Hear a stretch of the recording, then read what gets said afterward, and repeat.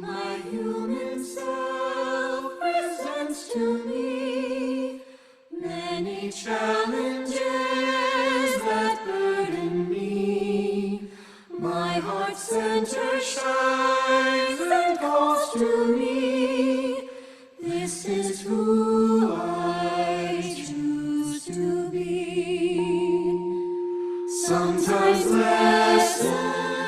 Welcome to the Vibrational Alchemy Podcast. This is Penny Fisher, and we are so glad you are joining us for this week's episode.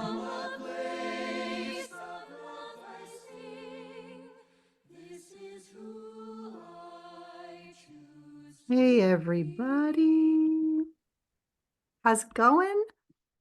Hope everybody is in a good place as we're stepping more and more into the energies of this new year, the 2024 year that's going to be apparently quite a ride. Hopefully a good one for all of us and all our loved ones. That is what we are intending and sending out into the universe.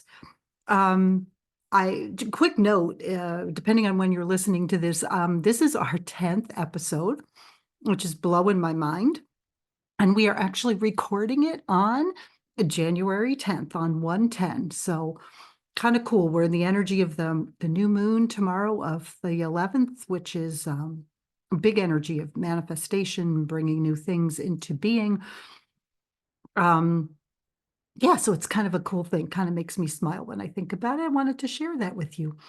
So two quick notes before we get started. The first one is a little unabashed advertising, self-promo. I am beyond thrilled.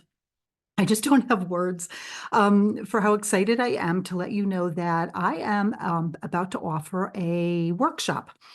It is a free 1-hour workshop offered through Eventbrite. We'll be meeting on Zoom. The workshop will be on January 25th at 7:30 p.m. Eastern Standard Time. And the title of the workshop is Millennial Magic, Creating a Life of Freedom and Fulfillment.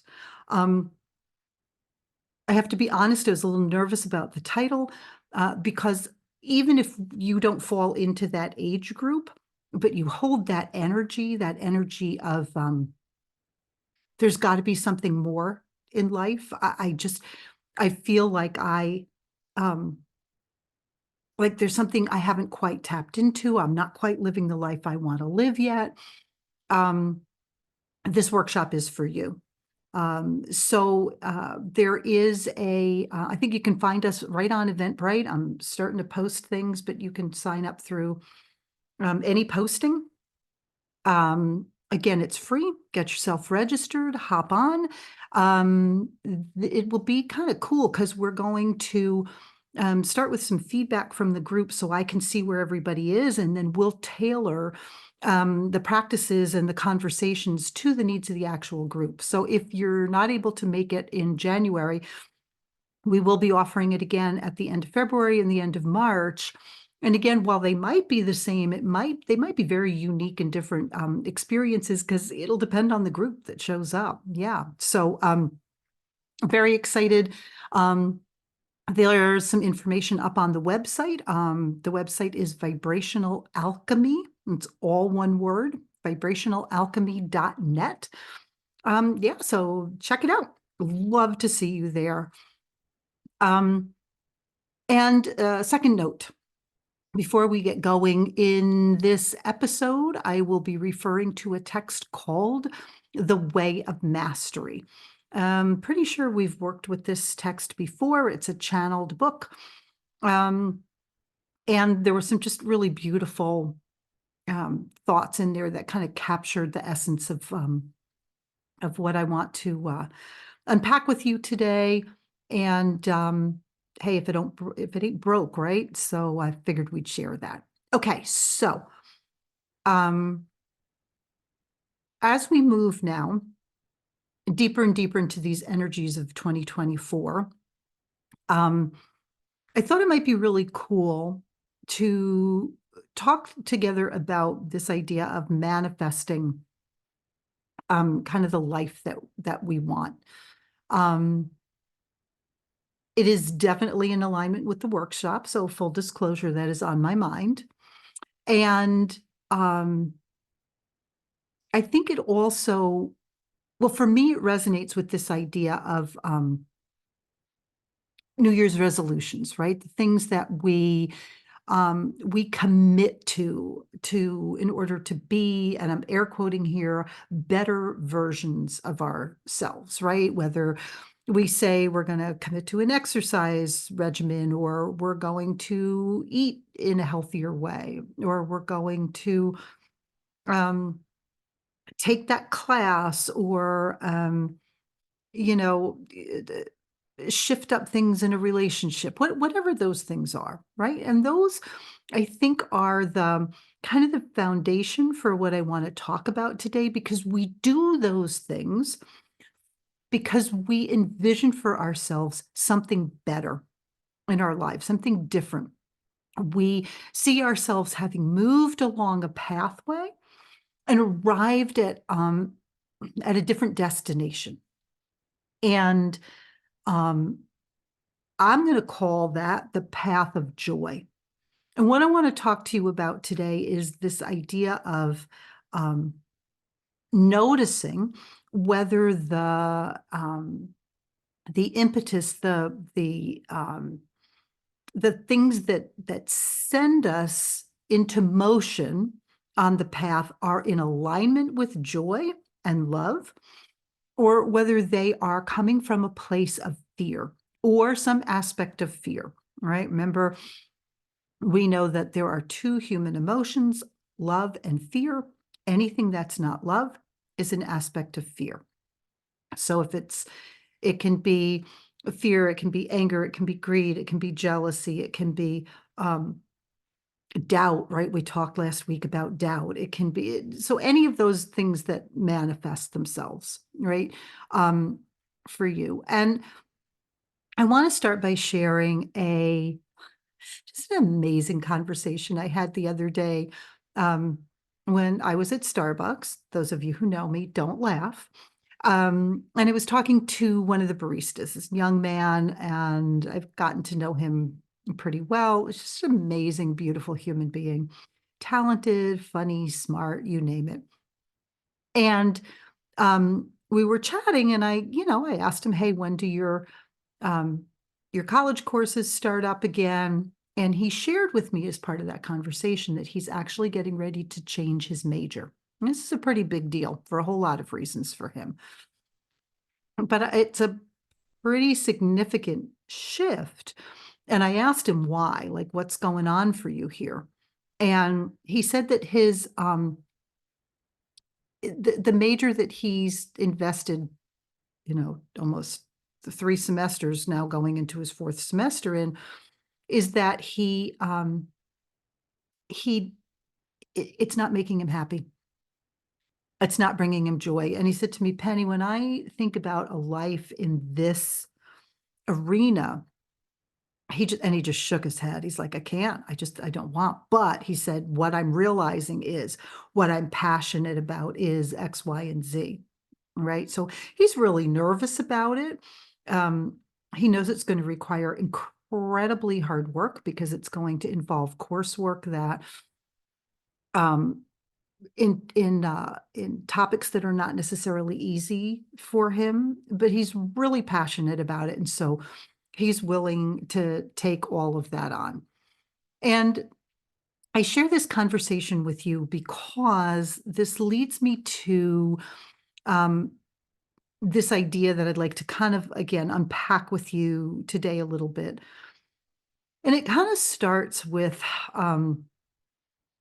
me noticing that this idea of wanting something, desiring something, um, choosing the path that makes us happy, right? The path of joy, I'm going to call it. That these are luxuries, right? I mean, how many of you have heard the phrase, and I air quote again, "no pain, no gain"? right? We've heard it. And for me, anyhow, what underlies um, that phrase is this idea that if I don't work hard, nothing good's going to come to me. And if for some reason the good thing falls into my lap, right?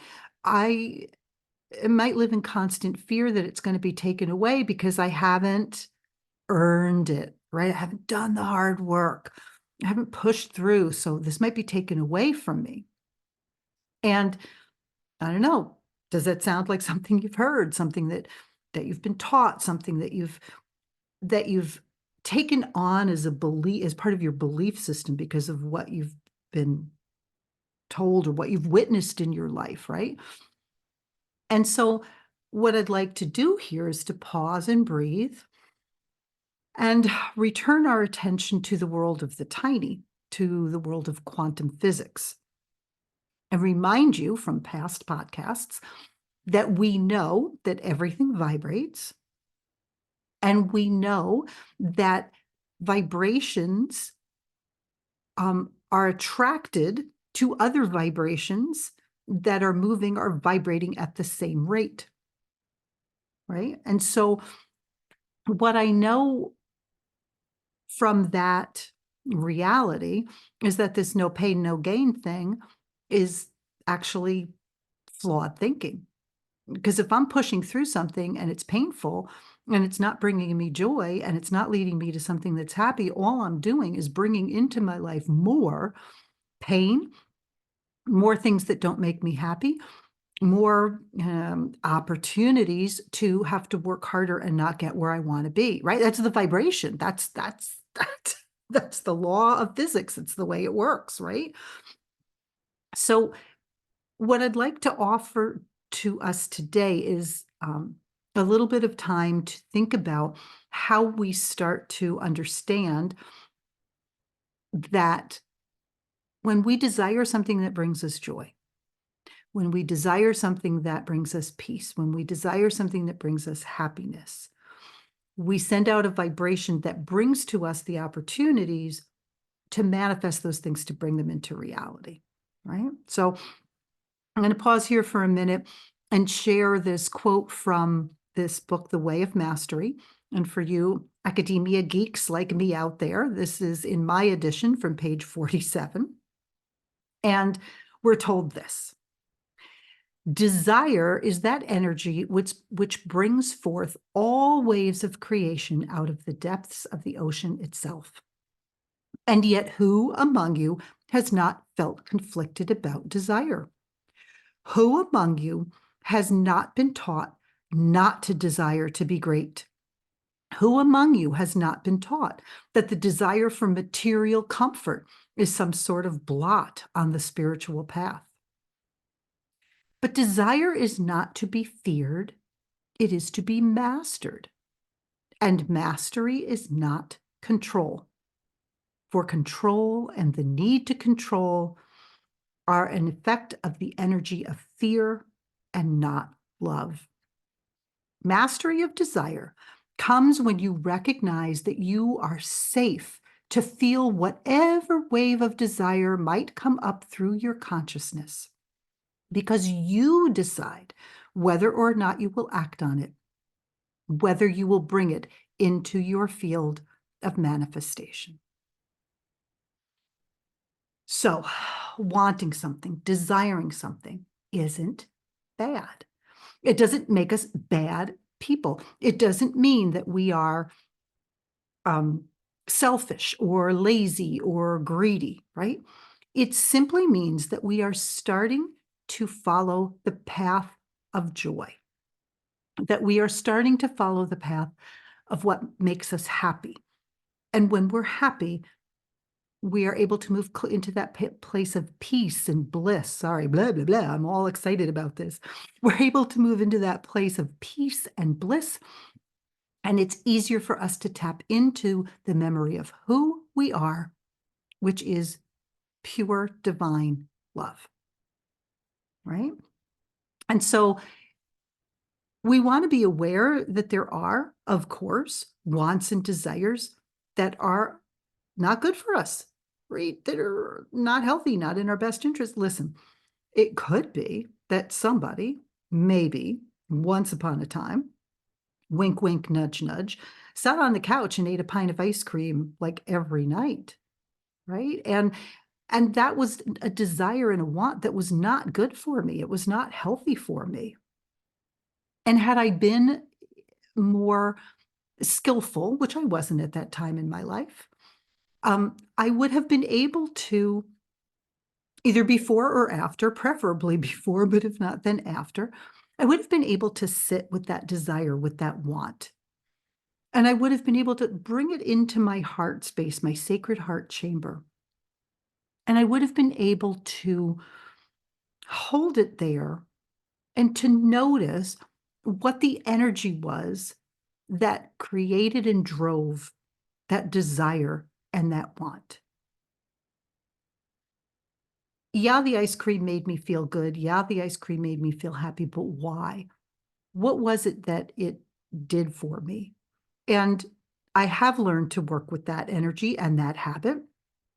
And I'm happy to say that it is not a habit that I engage in anymore.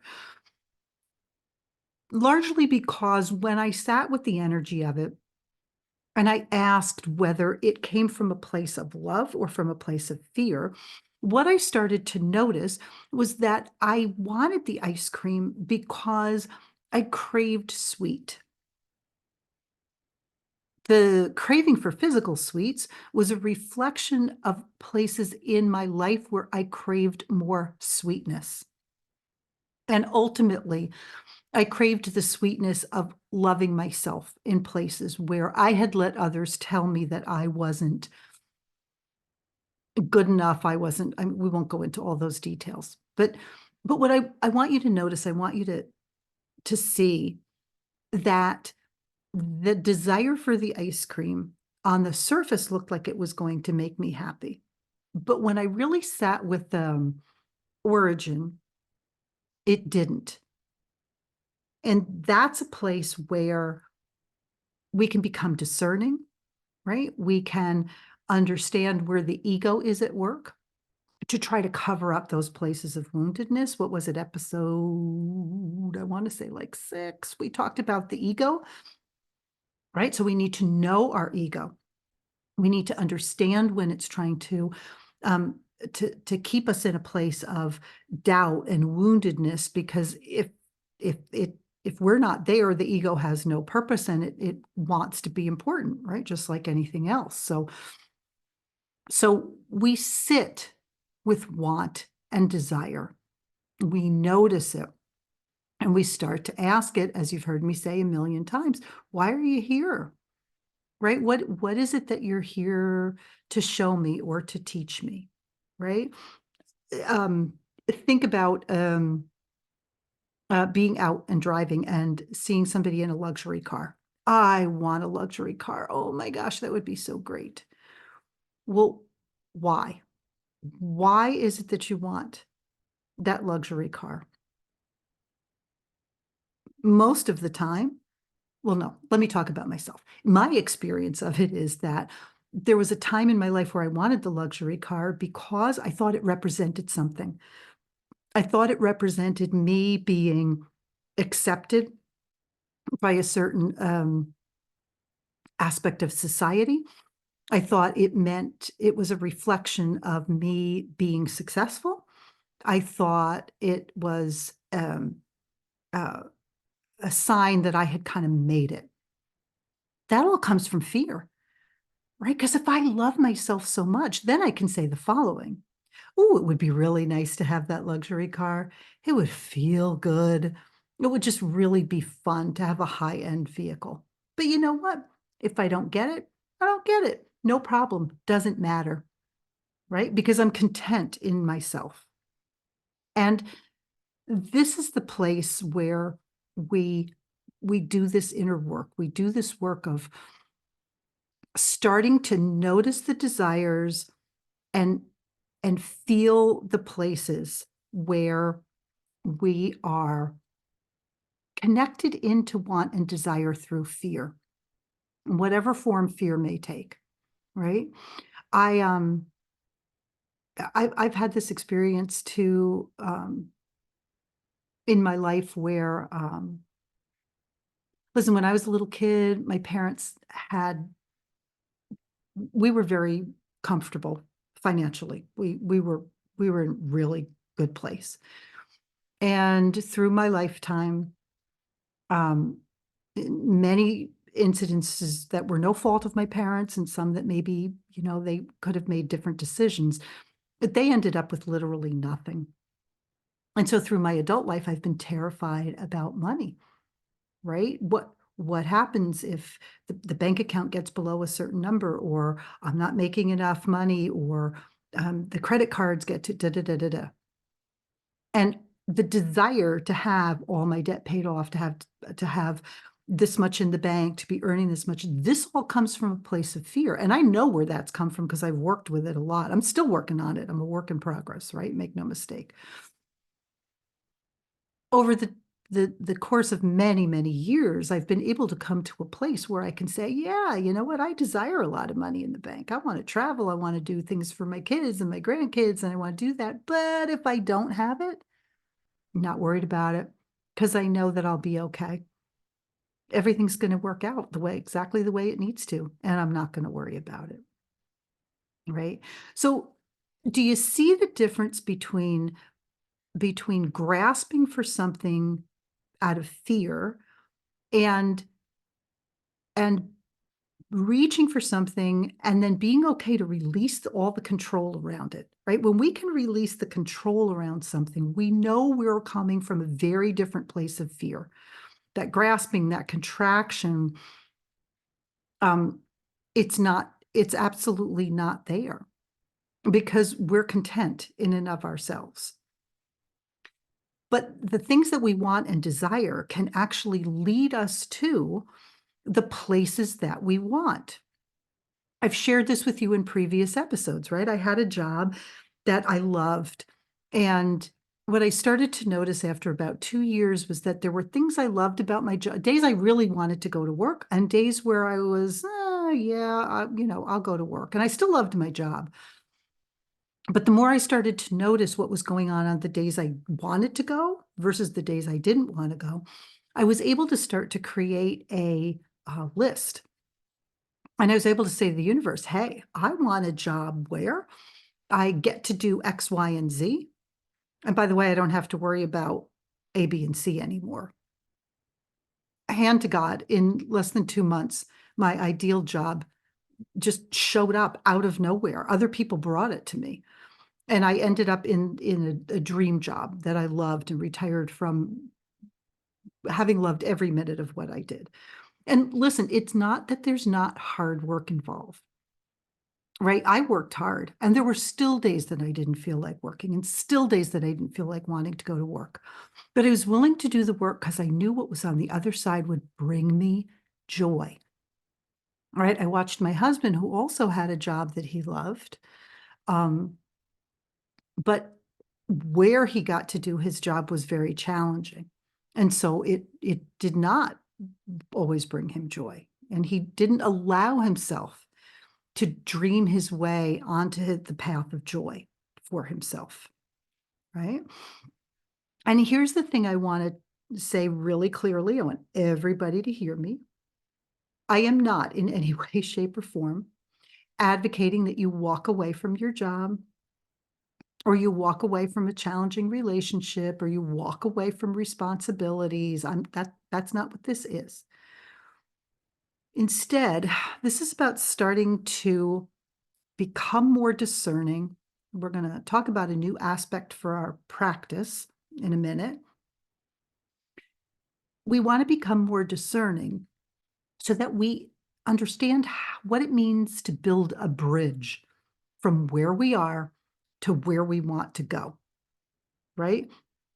So just like my barista friend, right? Like he was not able to change um his major this semester. He's still going to have to go through a semester matriculated um under his old major, but he's already made the decision to um Release worry about that, release control over that, and simply step into it and make it as good as it can be for himself, right?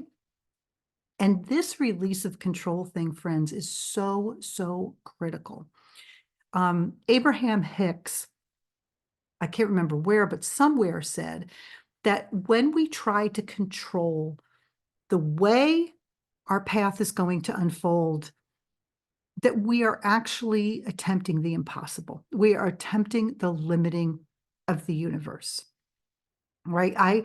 I guarantee you that if you do the work of coming into alignment with the vibration of joy, if you start to notice what you really want, what are your desires, what is it that you envision for yourself, if you do the work around the woundedness that keeps you from being vibrationally aligned with that, I guarantee you 3 things are going to happen. Number 1, it will not unfold the way that you think it does. Number 2, it will not evolve or unfold in the timing that you want it to. And number 3, it will be exactly the way that it needs to be for your highest good, right? And I'm sharing an awful lot about my own experience here, but and I think I've shared this with you before, but these are the kinds of miracles that happen, right? When we were first married, we bought our first house.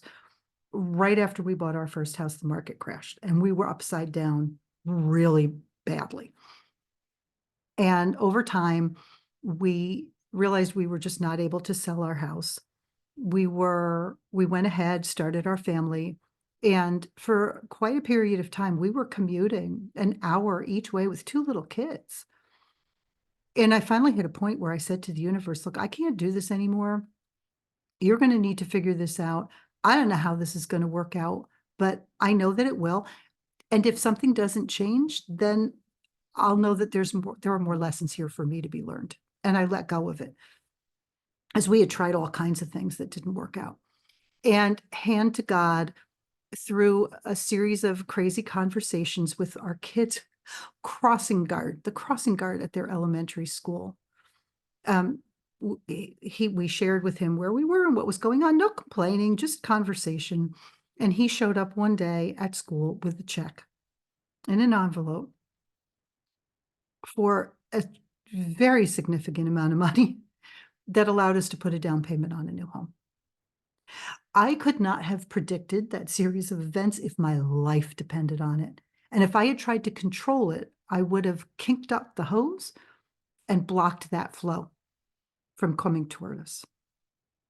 And it changed our lives. So I invite you now onto this journey, this path of joy, by playing with the following practice. When you wake up in the morning, before you get started with your day, I want you to pause. I want you to breathe. And I want you to ask yourself, what do I want right now?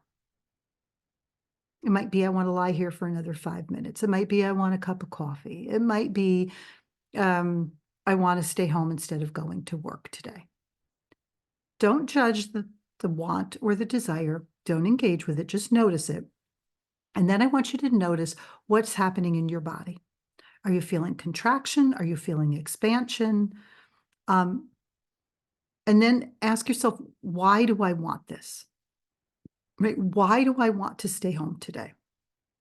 Do I want to stay home today because I hate my work? I hate my boss. I have a project that I haven't finished. Or do I want to stay home today because my body just needs to rest and relax? My mind needs a break, right? My mom used to give us 3 mental health days every year, right? Do I just need one of those today? And get curious. Does this want or desire come from a place of fear, or does it come from a place of joy? Just notice and note. You don't have to do anything, right? But I want you to just notice what's happening in your body and breathe. And as you go about your day, as you do this more and more, you'll notice your wants and desires, and start with the little mundane everyday things, right? That come up as part of wants and desires. And as they come up, invite the love and the light of the cosmic heart through the flow of the cosmic matrix to infuse those wants and desires. If they come from a place of joy, ask for an infusion of more love and joy, so that that vibration is amplified and starts to go out into the world and bring back to you the opportunities and the people and the resources that you need to make them a reality. And if they're coming from a place of fear, of uncertainty, of doubt, of, like it was for me, of terror, ask the love and light of the cosmic heart to infuse them, those wants and desires, so that they can be transformed and transmuted back into what they are, which is love, right? And that's always the journey, more and more and more back into that place. And as you work with this practice, as you become better and better, little by little, remember this is a journey, right? This is a marathon, not a sprint. It takes time, so be patient with yourself. Give yourself grace, because you will become better at discerning between fear and love as the starting point for the desire and the wants. And as you get better and better at allowing those noticings, fear or love, to trigger the flow of the cosmic matrix into that energetic space within you, you will start to relax, because you'll know and remember that the flow of that cosmic matrix 100% supports you through these profoundly deep transformational shifts. And the more and more you sink into that, the more and more you will remember who and what you truly are. You are a divine and perfect being of love and light. It's how Source sees you, because it's who you truly are.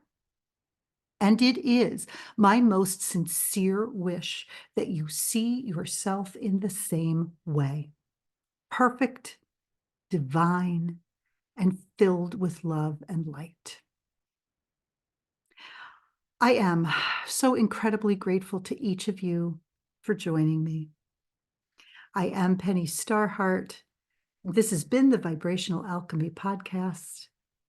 Until we are together again next week, remember that you are love and you are loved.